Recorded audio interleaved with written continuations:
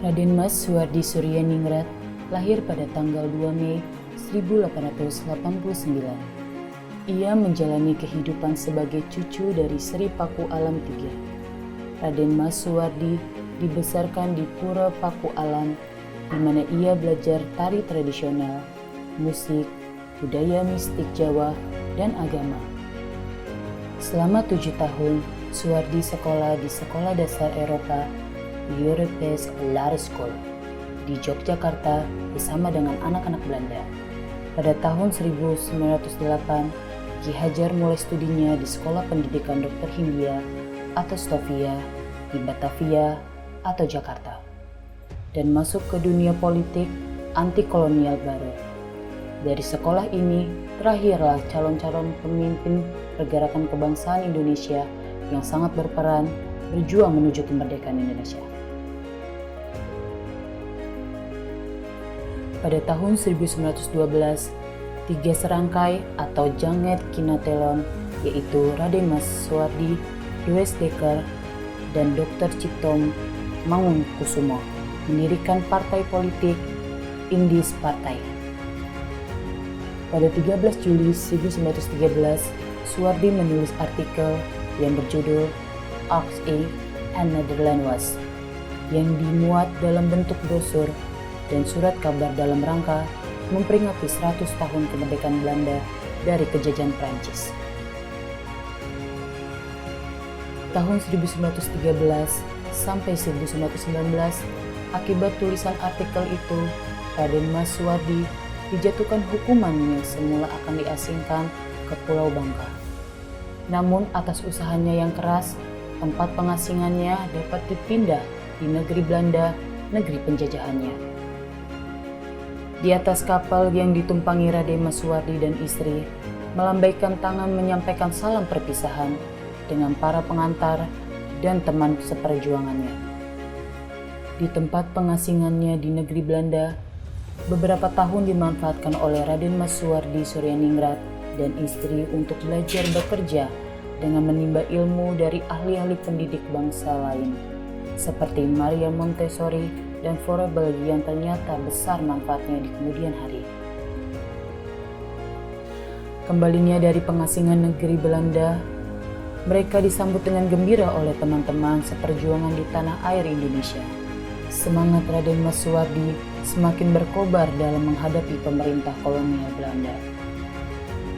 Pada 3 Juli 1922, Taman Siswa lahir di Yogyakarta ditandai Chandra Sengkala lawan sastra ngesti mulia, yang berarti dengan ilmu mencapai kemuliaan atau kemajuan, dan didahului pembukaan Taman Lare atau Taman Anak.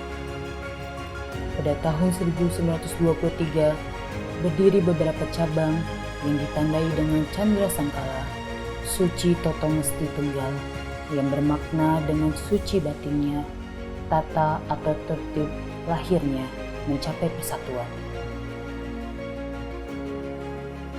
Dalam suatu pertemuan para orang tua siswa di Yogyakarta tahun 1922, Ki Hajar Dewantara memberikan penjelasan mengenai asas-asas perguruan taman siswa yang juga bermaksud menjalin hubungan erat antara perguruan dan keluarga anak-anak. Dalam relief ini, kita dapat melihat suasana pelelangan penjualan barang-barang milik Ki Hajar Dewantara dan perkakas perguruan taman siswa oleh pemerintah Belanda. Pelelangan tersebut dilakukan akibat Ki Hajar Dewantara tidak sudi membayar pajak rumah tangga yang dirasa tidak benar dan tidak adil kepada pemerintah Belanda. Pada tahun 1928, pada umur 40 tahun, ia meninggalkan gelar kebangsawanan Raden Mas Suwardi Suryaningrat menjadi Ki Hajar Dewantara. Ki menggambarkan seorang pria berpendidikan yang dihormati karena ilmu pengetahuannya. Hajar berarti guru, dan Dewantara berarti sebuah penghubung antara bumi dan dunia yang lebih tinggi. Pada tahun 1930, pertama kali diselenggarakan rapat besar umum atau Kongres Taman Siswa di Yogyakarta.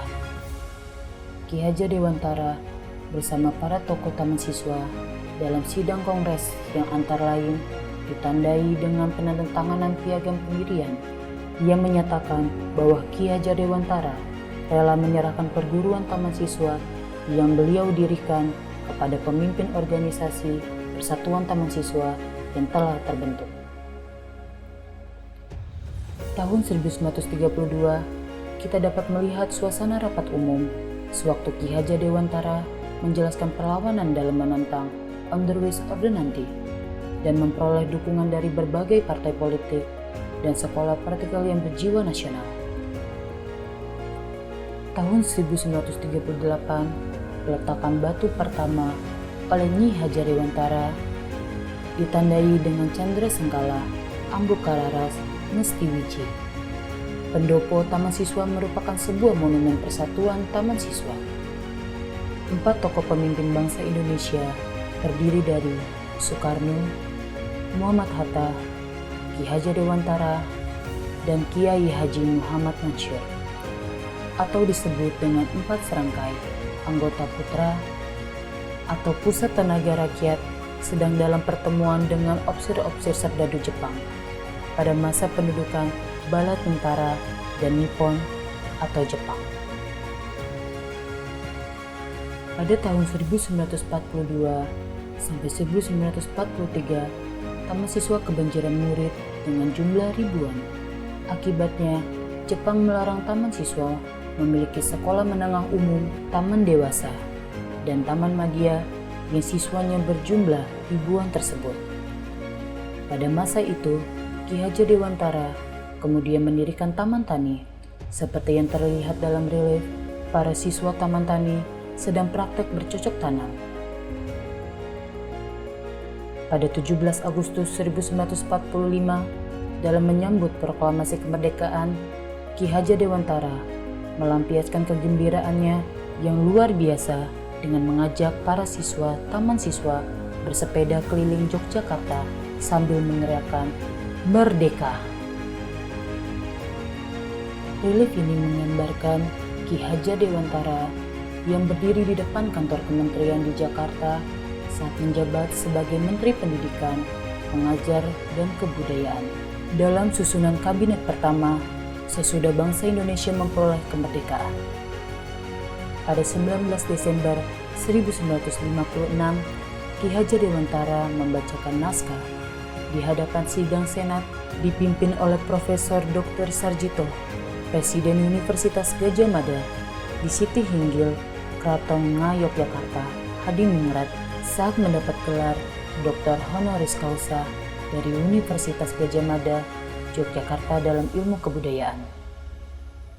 Pada 26 April 1959, bangsa Indonesia berkabung dengan wafatnya Ki Hajar Dewantara. Jenazah disemayamkan di Pendopo Agung Taman Siswa sebelum dikebumikan di makam Taman Wijaya, Berata. 100 tahun setelah didirikan, Taman Siswa mengadakan kegiatan untuk merayakan 1 abad berdirinya Taman Siswa, di mana puncak kegiatan dilaksanakan dengan mengundang Menteri Pertahanan Republik Indonesia.